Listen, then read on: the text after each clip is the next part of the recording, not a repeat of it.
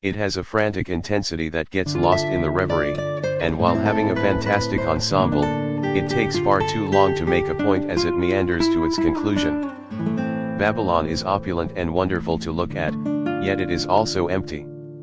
It's a homage to Hollywood that gets lost in its own muddle, without a tightly structured screenplay that would have tied everything together. Babylon, written and directed by Damien Chazelle, who made waves with La La Land, is nearly 3 hours long and far too bloated, chaotic, and empty to be deemed decent.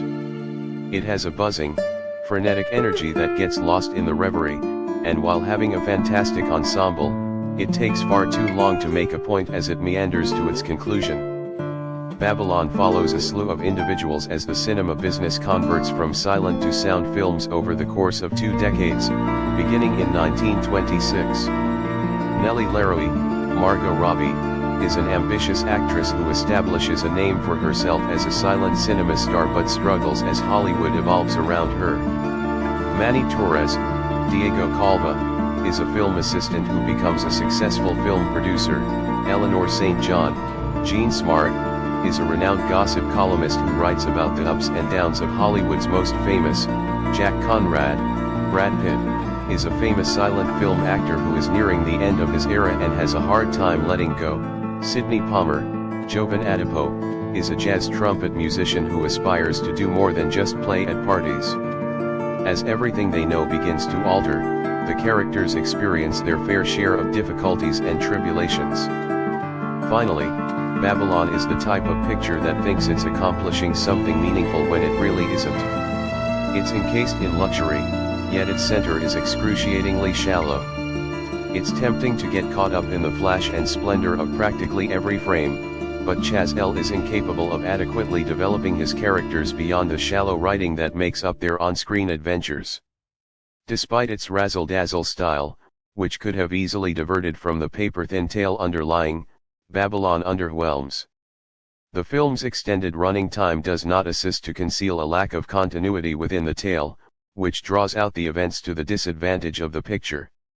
There is something to be said about how Hollywood can elevate someone's career before knocking it down when circumstances change, forgetting any of these people existed even if their presence is still felt in some manner. The fact that the film business, as it progresses, generates work that endures, even as actors, producers, and directors come and go like waves on the ocean, is a sensible judgment, but Babylon fails to go far enough, failing to examine the depth and subtlety of such a statement. Chazelle's picture is very theatrical, but it contains meaningful moments that transcend its over-the-top execution. The characters' inner lives are too carelessly cobbled together to be coherent, and Babylon doesn't have a hope of surviving any of its thin stories. The opening party sequence in Babylon has flair and one heck of an entrance from Margot Robbie, but the rest of the picture never lives up to the promise built up for any of its characters.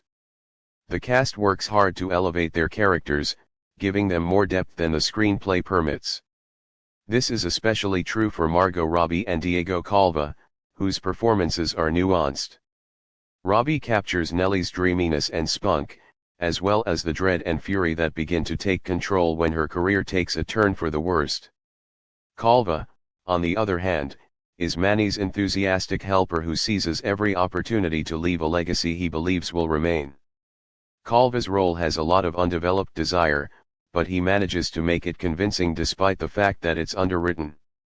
The rest of the ensemble is good, but the characters are all damaged by Babylon's obsession for grandeur above all else. There is simply too much shine in this film, and it nearly drowns it. In a picture that is simply a brilliant blank, the characters are mainly neglected. The exquisite photography and costumes can't compensate for the film's emptiness, both in terms of what it's trying to express and how it's attempting to tell it.